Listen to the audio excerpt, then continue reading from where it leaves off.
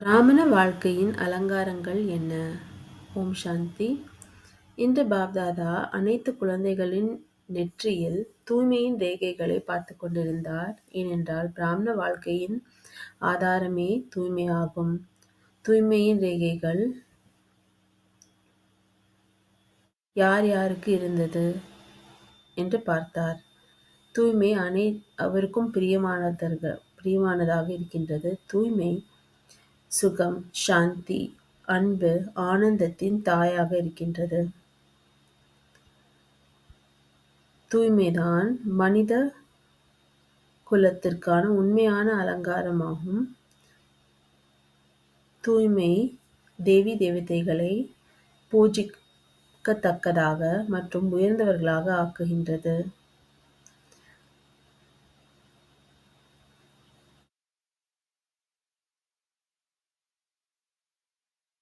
ஆகையால் தந்தை பாப்தாதா பிராமண குழந்தைகளுக்கு வரதானத்தை கொடுக்கின்றார். நீங்கள் தூய்மையாக இருக்க வேண்டும் மற்றும் யோகிகளாக இருக்க வேண்டும். எந்த ஆத்மாவில் தூய்மை இருக்கின்றதோ அவர்களது நடத்தை, முகம் மின்னிக் கொண்டிருக்கும். இதற்காக தூய்மைதான் வாழ்க்கையை சிறந்ததாக ஆக்குகின்றது.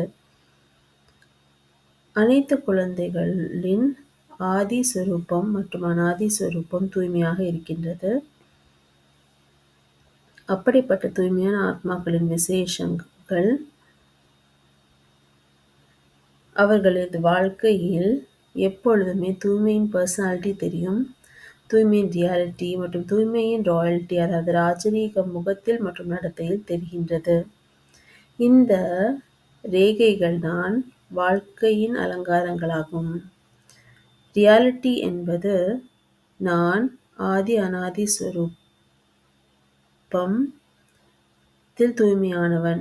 இந்த நினைவில் இருந்தால் நாம் சக்திசாலியாக ஆகிவிடுகின்றோம்.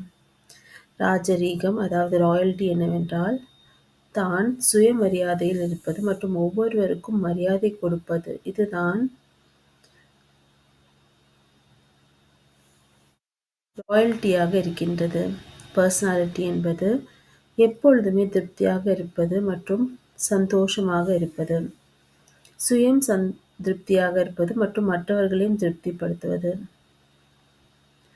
தூய்மையால் பிராப்திகளும் கூட நிறைய வருகின்றது. பாப்தாதாவினால் அனைத்து குழந்தைகளுக்கும் என்னென்ன பிராப்தி ஏற்பட்டிருக்கின்றது, எவ்வளவுக்கு எவ்வளவு பொக்கிஷங்களை நிரப்புகின்றீர்களோ, பொக்கிஷங்களின் நினைவில் இருக்கின்றீர்களோ அப்பொழுது முழுமையாக நிறைந்து விடுவோம் என்று தந்தை சொல்கின்றார். ஓம் சாந்தி.